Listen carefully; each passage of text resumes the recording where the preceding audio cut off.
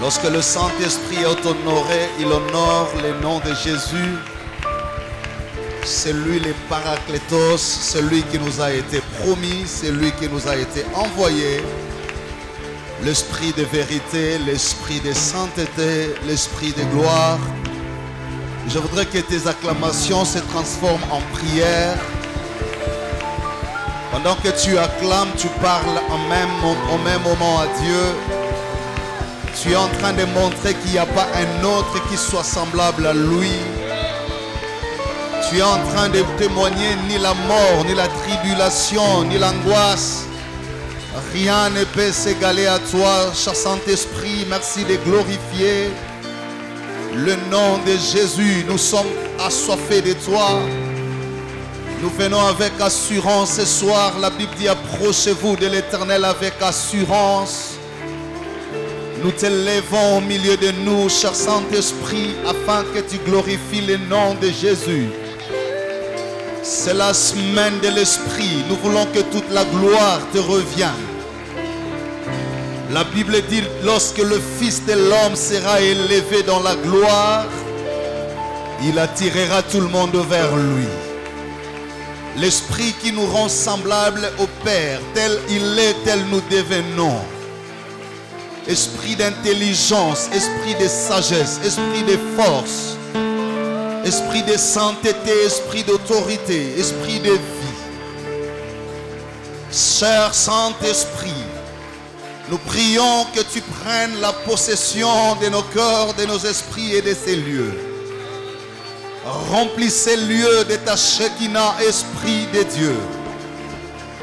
Amène-nous à dépasser notre humanité pour entrer en communion avec toi. La Bible dit: le Saint-Esprit rend témoignage à notre esprit que nous sommes enfants de Dieu.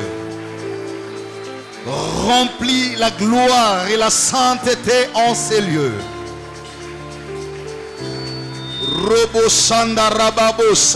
Nous avons besoin de toi.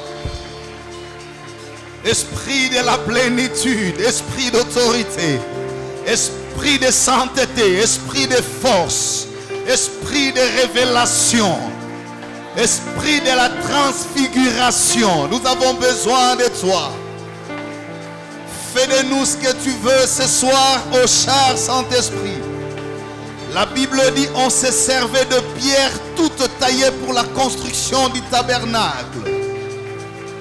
Roboshandarababosa, Ramamandarababoshi, répands ton onction ce soir. Mon âme soupire après ta présence. Alléluia. La Bible dit: les apôtres étaient réunis à un lieu, sous la menace et l'oppression de Pilate, de principaux sacrificateurs, des hommes de loi.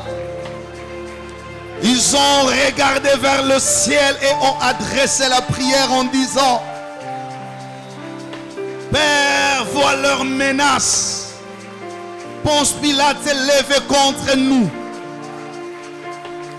Après avoir livré au spectacle ton saint serviteur Jésus, l'avoir cloué au supplice de la croix, il a trouvé que l'œuvre était agréable. Il a mis fin à la vie de témoins de l'évangile.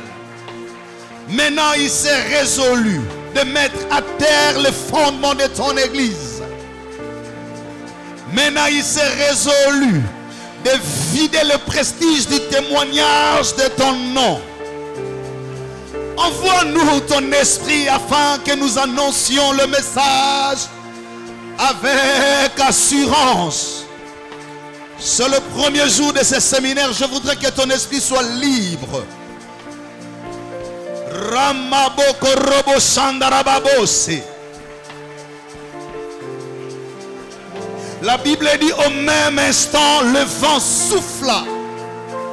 Romachadarababose. Saint-Esprit, viens, ramène-nous le ciel sur la terre. Tu as dit: quand vous prierez, dites: notre Père qui es aux cieux. Que ton nom soit sanctifié, que ton règne vienne.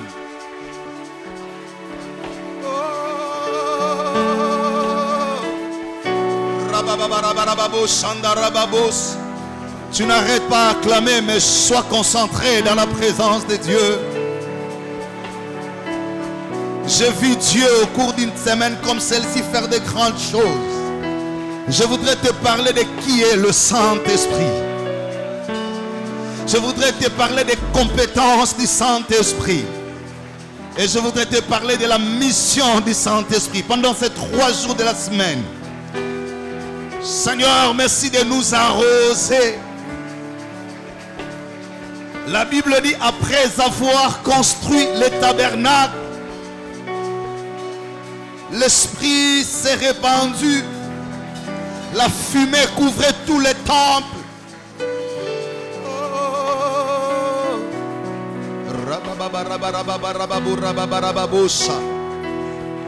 Romanda Karababoshi, Ramandraba Kurobosha, Irima Kontorobosha, Darababo Kuriata Namasada.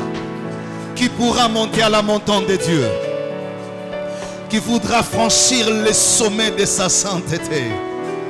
C'est celui qui a le cœur pur et les mains innocentes. Saint-Esprit, nous saluons ta présence parmi nous.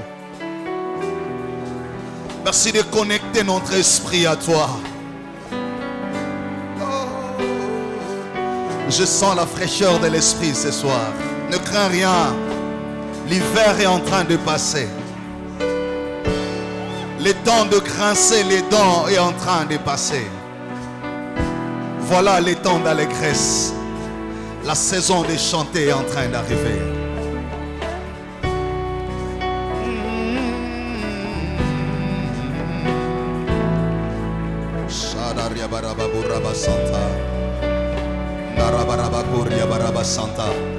Sois concentré. Si tu n'as jamais parlé en langue, si Dieu ne t'a jamais baptisé d'esprit, cette semaine est pour toi.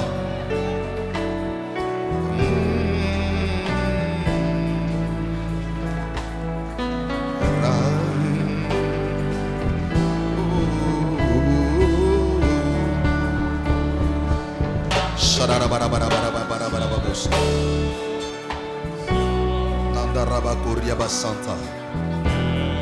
Yes. Naria Kuraba Santa.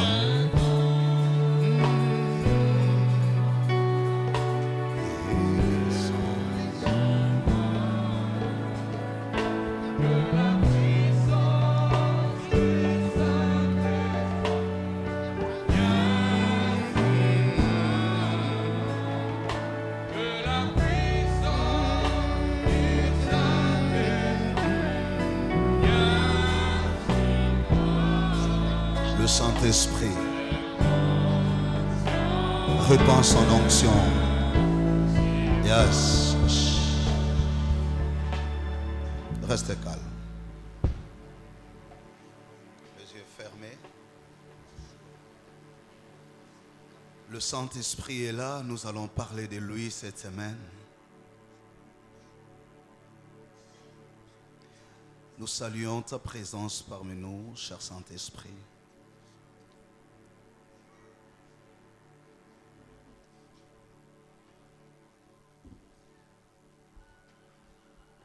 Nous inclinons nos cœurs devant toi. Merci de nous arroser de ton onction. Merci de nous révéler les secrets des choses qu'on ne connaissait jamais auparavant, dont la connaissance n'est réservée qu'à la source qui vient de toi. Merci de nous oindre au nom de Jésus. Amen.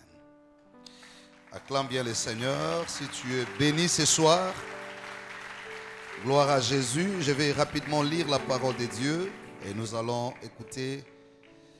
Je vais nous présenter la lecture dans le livre de Joël, chapitre 2. Joël, chapitre 2. Je vais lire le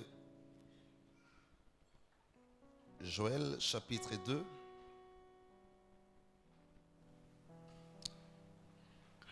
À partir du verset 27. Non, je vais prendre le chapitre 2, verset 27. Puis je prendrai le chapitre 3, versets 1 à 5. Joël chapitre 2, verset 27. Alors vous comprendrez que je suis présent au milieu de vous, Israélites, que le Seigneur votre Dieu, c'est moi et personne d'autre. Non, jamais plus mon peuple ne sera livré à la honte. Chapitre 3, verset 1. Par la suite, dit le Seigneur, je répandrai mon esprit sur tout être humain. Vos fils et vos filles prophétiseront. Je parlerai par des rêves à vos vieillards et par des visions à vos jeunes gens. Même sur les serviteurs et les servantes, je répandrai mon esprit en ces jours-là. Je susciterai des phénomènes extraordinaires dans le ciel et sur la terre. Il y aura du sang, du feu et des nuages, des fumées. Le soleil deviendra obscur et la lune rouge comme du sang. Avant que viennent les jours du Seigneur, ces jours grands et redoutables. Alors quiconque fera appel au Seigneur sera sauvé. D'autres versions disent, quiconque invoquera le nom du Seigneur sera sauvé. À Jérusalem, sur le mont Sion, certains échapperont au désastre, comme le Seigneur l'a promis. Ce seront ceux qui appellent à la vie. Parole du Seigneur. Nous rendons grâce à Dieu et nous le bénissons. Merci pour cette première soirée. Nous en aurons 3 au courant de cette semaine. Donc demain, vendredi, et nous allons clôturer par la grande célébration du dimanche, le dimanche de la Pentecôte. C'est un grand jour. C'est un jour où nous célébrerons ce dimanche la naissance même de l'Église. Et donc, si l'Église existe, si nous parlons de l'Église, c'est simplement parce que ces jours a existé, les jours où Dieu a répandu son esprit, les jours où il a accompli sa parole. Voilà pourquoi 2000 ans après, nous pouvons encore aujourd'hui nous réunir au nom de Jésus, écouter sa parole, bénéficier de sa miséricorde, invoquer le Saint-Esprit, adorer. C'est justement parce qu'une œuvre a été accomplie. Et puisque nous aurons ce séminaire, c'est un séminaire, je vais devoir développer pendant ces 3 jours ces 3 points. Aujourd'hui, nous allons essentiellement parler de qui est le Saint-Esprit. Demain, nous allons parler de la compétence ou des compétences du Saint-Esprit, de quoi le Saint-Esprit est capable. Et vendredi, nous allons parler de la mission ou l'œuvre du Saint-Esprit. Et les dimanches, nous allons rester dans la célébration de l'effusion du Saint-Esprit qui marque justement la naissance de l'Église. Pour cette fois-ci, l'Église, par le biais du comité local, a souhaité que je tienne ces séminaires seul, histoire de nous faire bénéficier des enseignements solides à notre foi, pour nous aider justement non seulement à venir prier, parce que nous aurons aussi beaucoup de temps de prière, il s'agit du Saint-Esprit, mais comprendre un peu sur le plan de la doctrine, ce qu'on appelle la doctrine du Saint-Esprit. Parce qu'on parle du Saint-Esprit, on prie, on invoque. Certains font l'expérience du Saint-Esprit au travers de ses œuvres ou de ses dons. Mais très souvent, nous n'avons pas assez d'informations au titre d'enseignement de notre doctrine chrétienne sur le Saint-Esprit.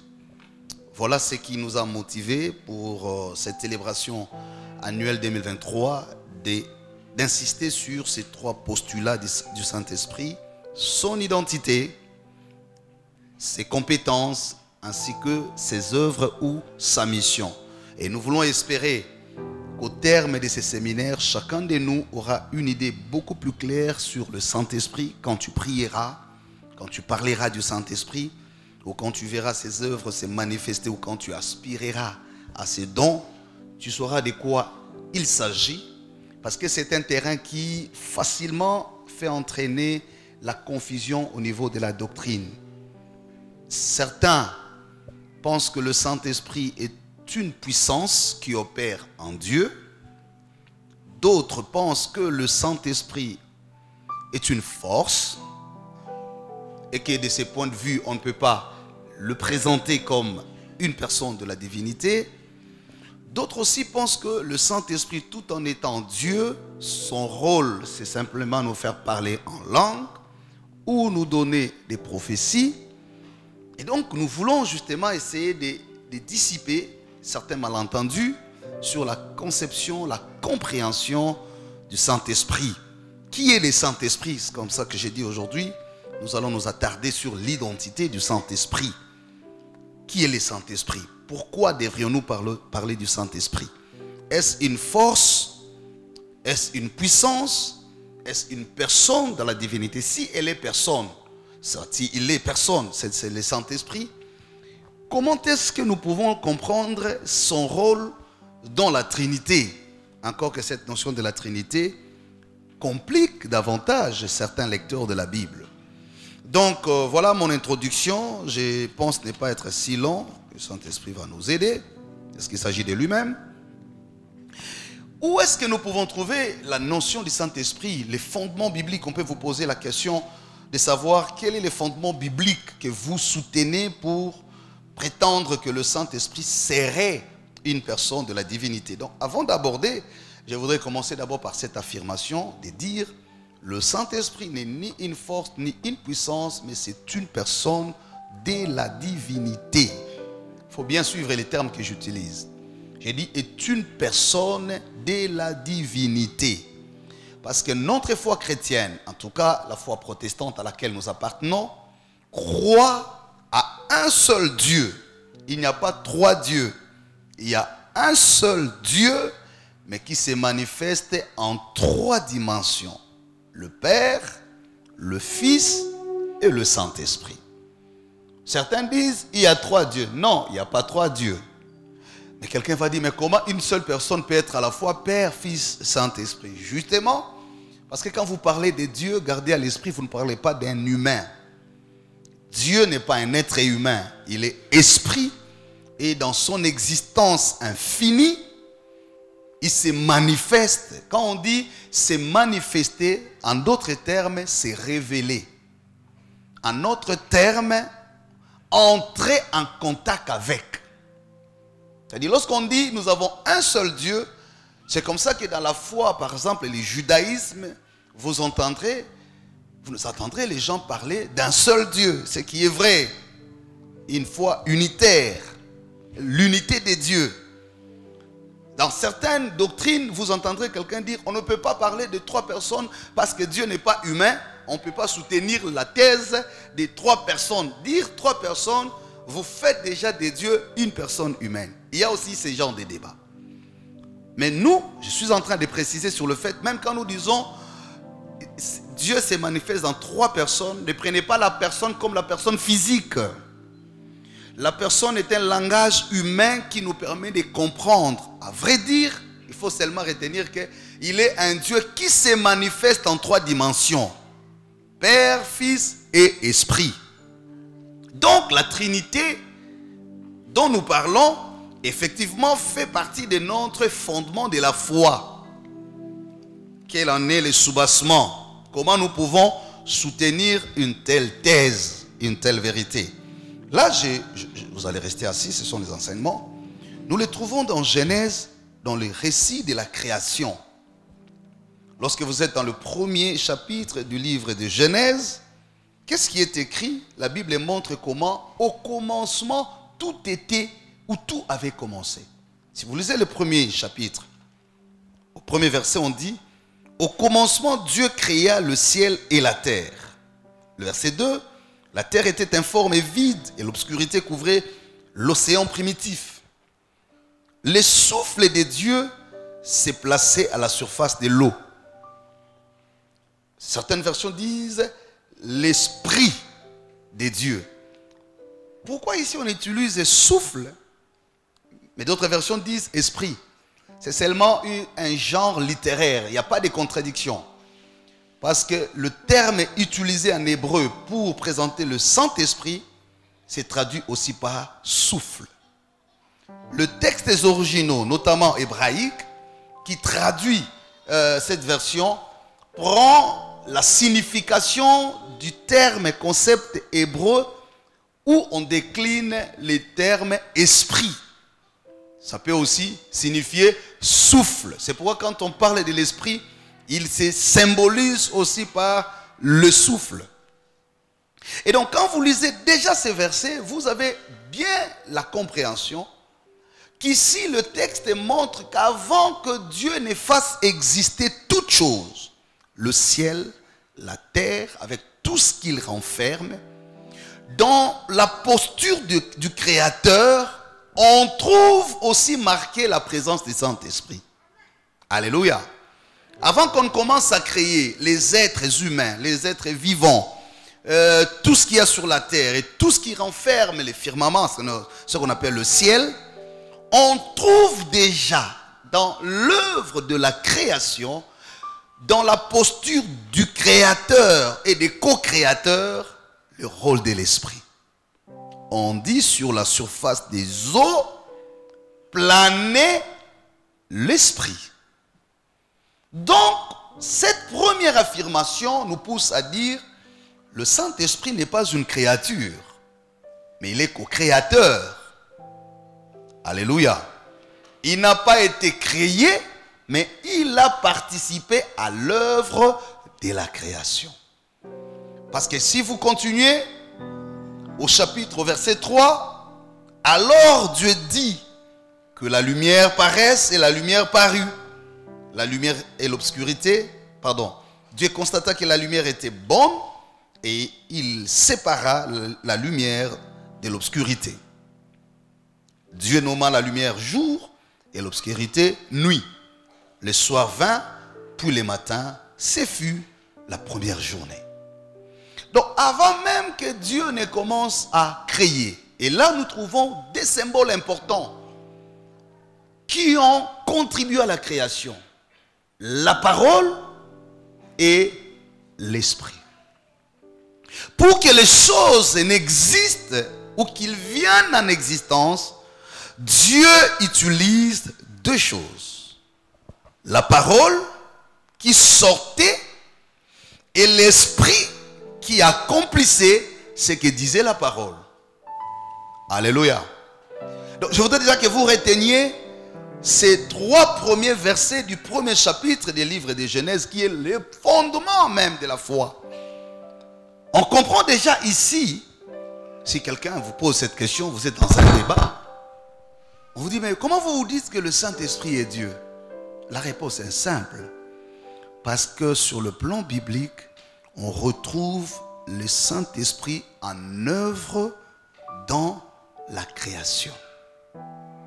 Il a participé à l'œuvre de la création. Or, ne pouvait créer que Dieu. Parce que la Bible dit, et ça, je fais un bond dans un autre livre de la Bible, c'est l'évangile de Jean, aussi au chapitre 1er. Et là, vous comprenez que l'évangile de Jean fait ce qu'on appelle une interprétation exégétique des trois premiers chapitres du livre de Genèse. C'est-à-dire, je vais dire, l'interprétation des écrits. Genèse, Jean va nous dire quoi? Jean va nous expliquer en fait ces mystères du début, ce qu'on appelle les débuts absolus. Quand personne n'était là, quand personne ne pouvait comprendre. Mais Dieu va révéler beaucoup de temps après à son serviteur les mystères qui s'est passé au commencement. Et c'est là ce qu'on appelle les prologues. Jean chapitre 1er, comme Genèse et chapitre 1er. Si Genèse chapitre 1er nous parle du début absolu, c'est-à-dire là où l'existence physique et matérielle avait commencé, en déterminant qui en était l'auteur, c'est-à-dire Dieu, et dans l'œuvre qu'il accomplissait, il utilisait la parole et le Saint-Esprit qui accompagne, qui n'est pas utilisé. Maintenant, vous revenez chez Jean, Jean dit, au commencement de toutes choses. Donc, Jean nous explique qu'au commencement de toutes choses veut dire à la création. La parole existait déjà. J'aime bien cette version. C'est-à-dire ici, d'autres versions disent au commencement était la parole. Mais cette version dit, c'est la même chose, hein? Au commencement, la parole existait déjà. C'est pour faire la différence entre ce qui est le produit de l'existence et ce qui a fait exister. Et voilà pourquoi quand vous allez approfondir l'évangile de Jean, vous comprenez pourquoi Jésus prend la posture de la parole. Il se présente comme la parole. Et vous les comprenez, vous le trouvez ici. Il dit au commencement la parole existait déjà. C'est lui qui est la parole était avec Dieu. Il était Dieu. Et il était donc avec Dieu au commencement. Dieu a fait toutes choses par lui. Rien n'a été fait sans lui. Ce qui a été fait avait la vie en lui. Cette vie était la lumière des hommes. La lumière brille dans l'obscurité, mais l'obscurité ne l'a pas reçue. Dieu envoya son messager, un homme appelé Jean. Il vint comme témoin pour rendre témoignage à la lumière afin que tous croient grâce à lui. Il n'était point lui-même la lumière, mais il devait rendre témoignage à la lumière. Cette lumière était la seule lumière véritable, celle qui vient dans le monde et qui éclaire tous les hommes. Verset 10. Celui qui est la parole était dans les mondes. Dieu a fait les mondes par lui. Et pourtant les mondes ne l'a pas connu, reconnu. Il est venu dans son propre pays, mais le sien ne l'ont point accueilli. Cependant, certains l'ont reçu et ont cru en lui. Il leur a donné le droit de devenir enfants de Dieu. Ils ne se sont pas devenus enfants de Dieu par une naissance naturelle, par une volonté humaine, mais Dieu leur a donné une nouvelle vie. 14. Celui qui est la parole est devenu un homme. Il a vécu parmi nous, plein de grâce et de vérité. Nous avons vu sa gloire et la gloire que le Fils unique reçoit du Père. Vous comprenez? Jean lui a rendu témoignage. Il s'est écrié, c'est de lui que j'ai parlé quand j'ai dit, il vient après moi, mais il est plus important que moi, car il existait déjà avant moi. Nous avons tous reçu notre part des richesses de sa grâce. Nous avons reçu une bénédiction après lui. Alléluia. Donc, quand je rapproche les livres de Genèse, chapitre 1er, et l'évangile de Jean, chapitre 1er, je trouve là la base biblique qui atteste la vérité sur la Trinité. Père, Fils et Esprit. Ce qui n'était pas trop compréhensible au niveau de Genèse, parce que mystérieux, Jean vient l'expliquer clairement en insistant sur la parole qui en fait est le Fils, comme il a dit, c'est lui qui est la parole, existait déjà. Donc s'il y a des choses qui existaient avant l'existence, c'est le Père, c'est le Fils et l'Esprit. Alléluia. Et donc vous ne devez plus avoir de confusion là-dessus. Si vous êtes en train de faire ces débats ou quand vous priez, que quelqu'un ne vienne pas vous mettre la confusion en tête sur l'identité de Dieu. Parce que parfois,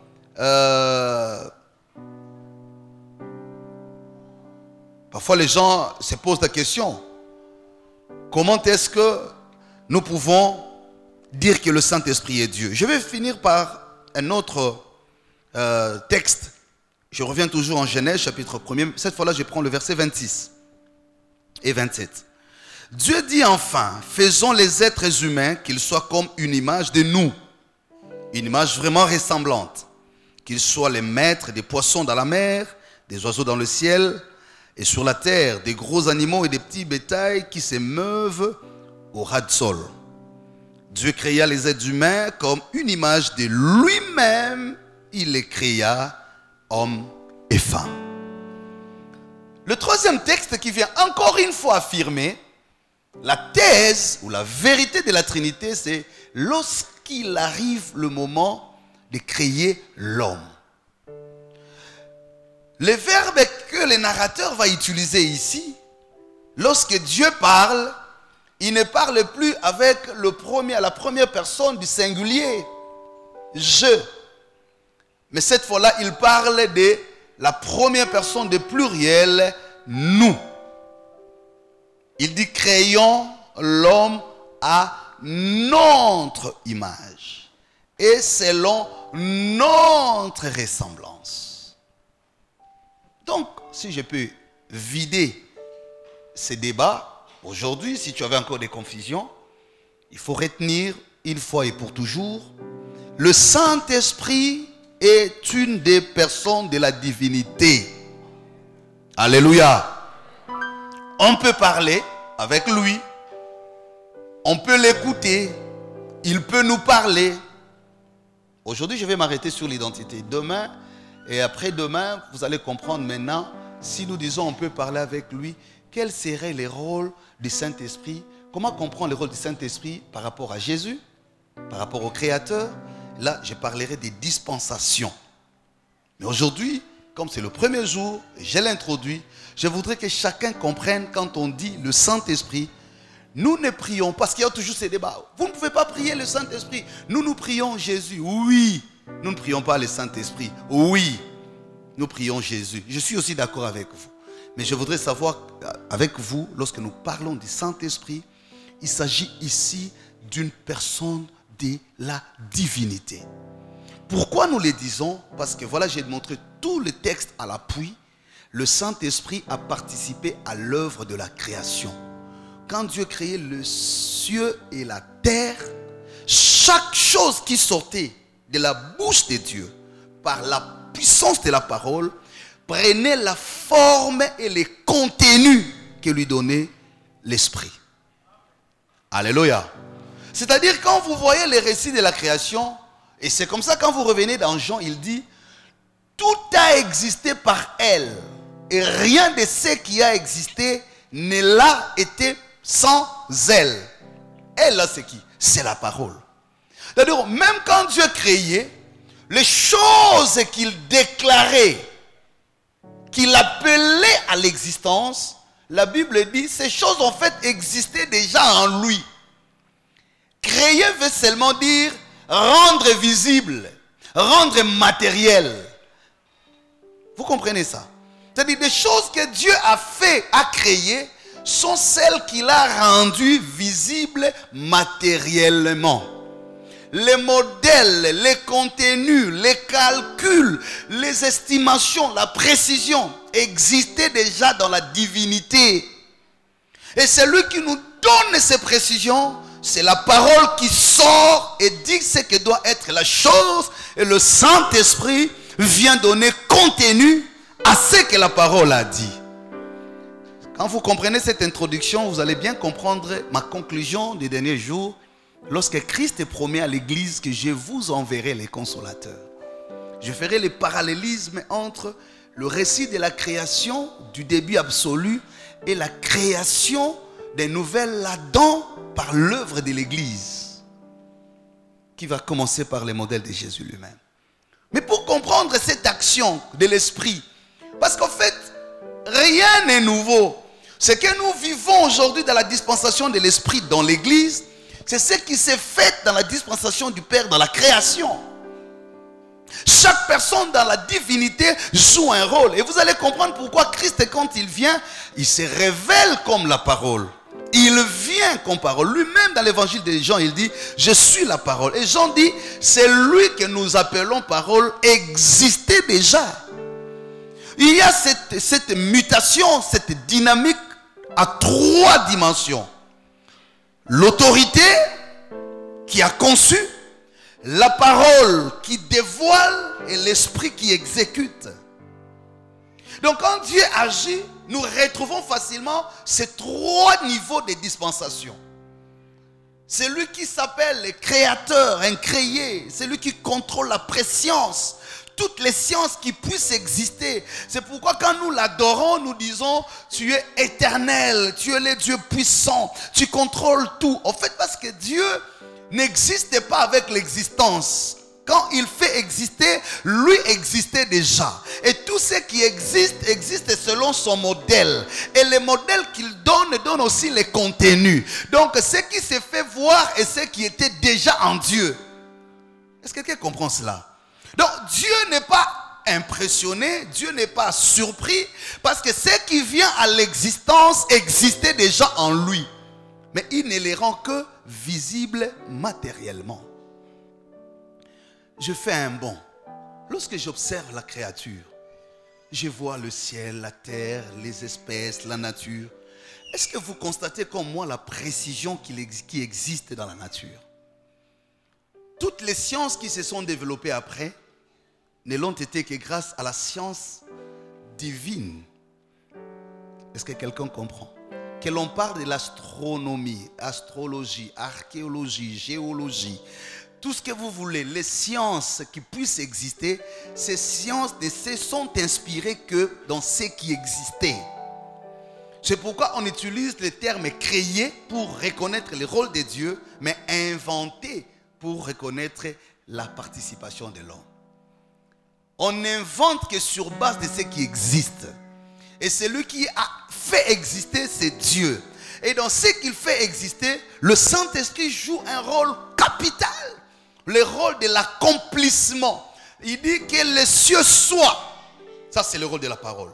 En déclarant que les cieux soient, les cieux commencent à exister selon les modèles que les concepteurs du ciel avaient. Et selon que la parole les dit. Et dans ce qui est sorti du pouvoir de la parole, l'Esprit l'accomplit. Alléluia. Voilà pourquoi je vais m'attarder, je vais finir certainement. Je reviens maintenant au texte que j'ai lu au début. C'est la promesse que Dieu va faire dans les livres de Joël, les chapitres 2 et 3, sur le Saint-Esprit. Parmi les rares livres de la Bible qui annoncent clairement la venue du Saint-Esprit. Vous voyez, j'ai fait d'abord un retour au début, en Genèse, pour nous montrer quand nous parlons du Saint-Esprit, ce n'est pas avec l'effusion du Saint-Esprit dans le Nouveau Testament.